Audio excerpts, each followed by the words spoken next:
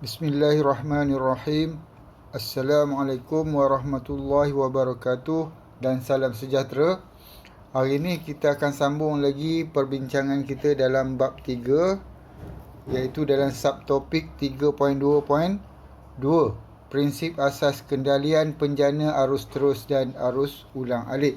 Hari ini kita teruskan lagi kepada penjana arus ulang alik. Baik, pada asasnya penjana arus ulang alik juga adalah peranti yang menukarkan tenaga mekanikal kepada tenaga elektrik AU ataupun arus ulang alik. Binaan penjana arus ulang alik juga terdiri daripada beberapa bahagian utama yang hampir sama dengan penjana arus terus.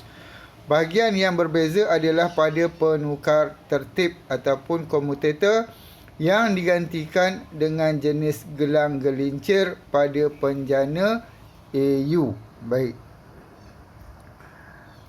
Kita tengok binaan penjana arus ulang alik di bawah ni. Baik.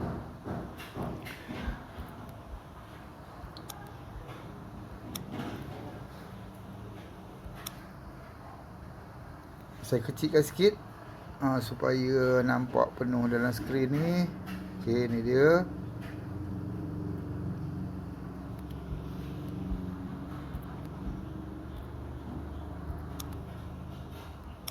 Okey, kita lihat satu persatu.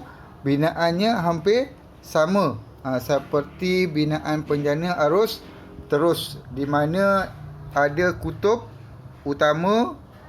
Penjana arus terus juga ada kutub utama, iaitu teras besi yang berlapis yang dililit menjadi elektromagnet. Kemudian ada anchor juga. Ini anchor, kepingan logam ferus yang bertebat berbentuk silinder yang mempunyai lubang alur untuk menempatkan belitan anchor. Kemudian ada berus karbon juga, iaitu penyambung litar anchor ke punca keluaran bekalan arus terus. Okey, yang berbezanya bahagian ini. Bahagian ini iaitu gelang gelincir. Baik. Gelang gelincir ini adalah tembering-tembering kuprum yang diletakkan di atas aci anchor. Dia adalah tembering-tembering kuprum yang diletakkan di atas aci anchor, ya. Ini bezanya dengan penjana arus terus. Baik.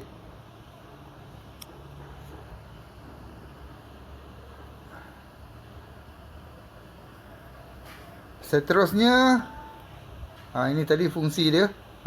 Fungsi bahagian utama dalam penjana. Kutub utama adalah untuk menghasilkan medan magnet.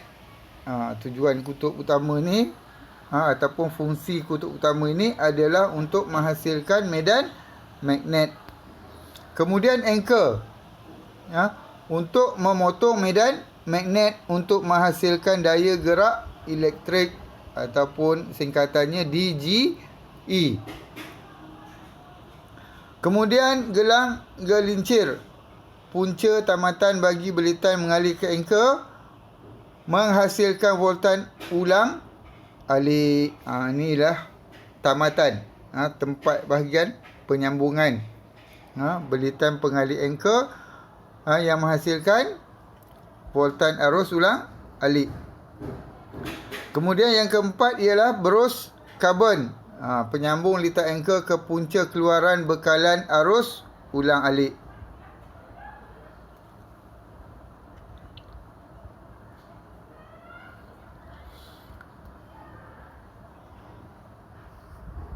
Baik, kemudian kita lihat pula prinsip penjana arus ulang alik. Baik, kita lihat seperti penjana arus terus. Kita lihat kedudukan anchor ni. Kedudukan anchor. Mana kedudukan anchor ni? Yang ni. Ni. Pada ketika ini kedudukan dia ialah 0 darjah. 0 darjah.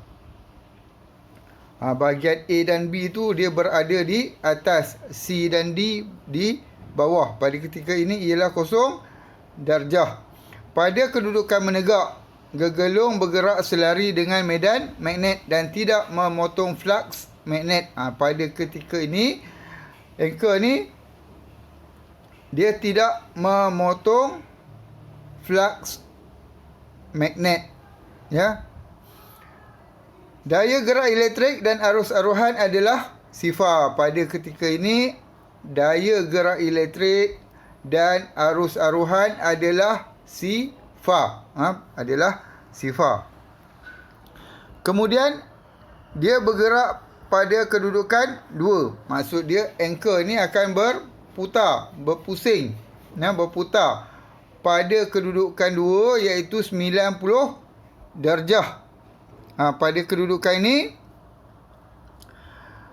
gegelung berputar dari kedudukan menegak ke kedudukan mengufuk. Daripada tegak kepada mengufuk. Daya gerak elektrik dan arus aruhan dalam gegelung bertambah dari sifar ke nilai maksimum. Baik, pada kedudukan 0 darjah tadi, anchor tadi pada kedudukan 0 darjah, kemudian dia berputar. Berputar 0, 1, 2, 3 sampai 90 darjah. Pada kedudukan 0 tadi, nilai arus aruhan adalah 0. Apabila nilai sudut putaran dia meningkat, daripada 0, 1 sampai 90 darjah tadi, nilai aruhan juga, nilai arus aruhan juga meningkat. Meningkat sampailah kepada 90 darjah. Pada ketika ini nilai arus aruhan dia adalah maksimum, adalah paling tinggi. Okey. Kemudian anchor tadi akan terus berputar. Dia akan terus berputar. Kita tengok pada kedudukan 3, 180 darjah. Apabila gegelung berputar ke kedudukan menegak semula, maksud dia daripada 90 tadi, pada kedudukan 2 tadi 90 kepada 180, dia akan jadi menegak balik. Nilai DGE dan arus aruhan berubah dari nilai maksimum ke sifar. Pada ketika ini daripada nilai yang maksimum dia menurun. Menurun balik sampailah kepada sifar. Ya. Pada kedudukan ini, arus yang melalui gelung adalah sifar. Tak ada arus kat dalam gelung. Kemudian, daripada 180 ke 270 darjah. Kepada 270 darjah. Apabila gegelung melalui kedudukan mengufuk, arus aruhan di dalam gegelung mengalir ke arah yang bertentangan. Dia berlaku perubahan arah arus. Di mana arus ini mengalir pada arah yang bertentangan. Kedudukan bahagian anchor bertukar. Dan dengan itu arus di dalam litar luar akan sentiasa mengalir ke arah yang sama. Kalau kita tengok, dia dah jadi negatif. Bila dia bertukar arah arus tadi, dia akan menjadi negatif. Kalau dalam arus terus, dalam arus terus tak ada nilai negatif. Tetapi dalam arus ulang-alik, dia ada nilai negatif, iaitu pada kedudukan 270 darjah. Anchor tadi pada kedudukan 270 darjah. Daripada 180 tadi di kosong. Kemudian bila bergerak ke 270, dia akan menurun. Menurun ke nilai negatif. Ke nilai negatif. Baik, kita lihat pula pada kedudukan 5. Di mana anchor ni bergerak ke 360 darjah. Baik, pada kedudukan menegak, gegelung bergerak selari dengan medan magnet dan tidak memotong flux. Daya gerak elektrik dan arus aruhan adalah sifar. Ingat, apabila dia berada dalam keadaan tegak, anchor ni berada dalam keadaan tegak, nilai arus aruhan adalah sifar. Tu kena ingat tu. Baik, kita lihat graf arus teraruh di dalam penjana, arus ulang alik. Ni dia tadi. Saya kecilkan sikit. Supaya kita dapat lihat keseluruhan kedudukan dan graf. Baik. Kalau kita lihat dalam rajah ni,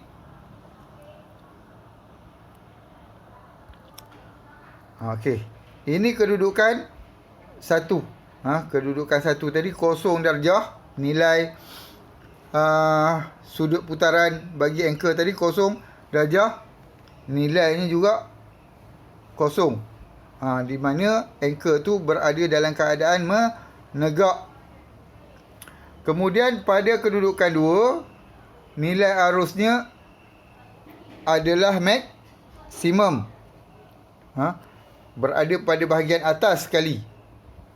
Kemudian apabila berada pada kedudukan 3, iaitu 180 darjah, nilai arus aruhannya kembali kepada kosong. Daripada nilai maksimum, dia turun kepada kosong. Kemudian pada kedudukan 4, ni nilai itu menurun lagi. Menurun lagi sehingga mencapai nilai paling rendah. Nilai paling rendah, nilai negatif. Kemudian apabila berputar balik kepada kedudukan 360 darjah, dia akan kembali naik. Nilai arus tadi kembali naik ke sini kepada kosong. Kepada kosong ataupun sifar. Kepada sifar nilai arus dia. Daripada nilai negatif kepada sifar.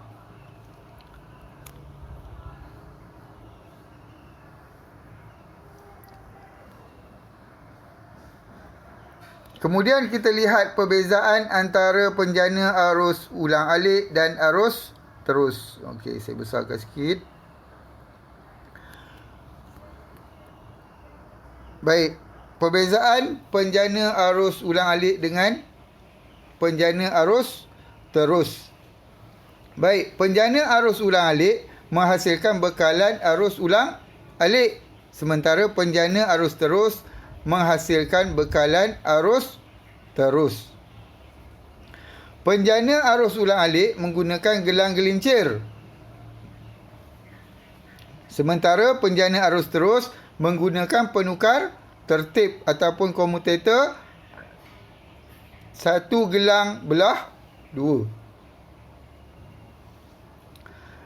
Kemudian yang ketiga, arus ulang alik bertukar arah secara sendiri dalam anchor. Ini untuk penjana arus ulang alik.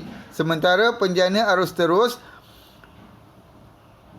penukar tertib menukar arah pengaliran arus dalam anchor.